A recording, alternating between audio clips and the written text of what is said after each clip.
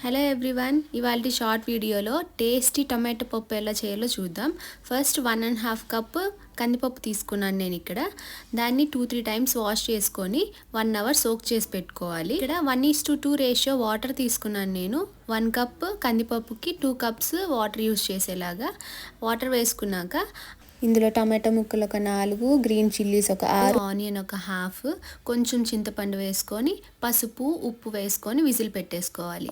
ఒక 6 విజిల్స్ వచ్చాక పప్పులో ఉన్న ఎక్సెస్ వాటర్ పక్కన పెట్టుకొని దాన్ని బాగా మ్యాష్ చేసుకొని మ్యాష్ అయిన తర్వాత మళ్ళీ వాటర్ దాంట్లోనే వేసుకొని మళ్ళీ ఉడికించుకోవాలి. మనం ఎంత ఉడికించుకుంటే అంత టేస్టీగా ఉంటుంది, గుర్తుపెట్టుకోండి. పక్కనే మనము తాలింపు వేసుకుంటున్నాము.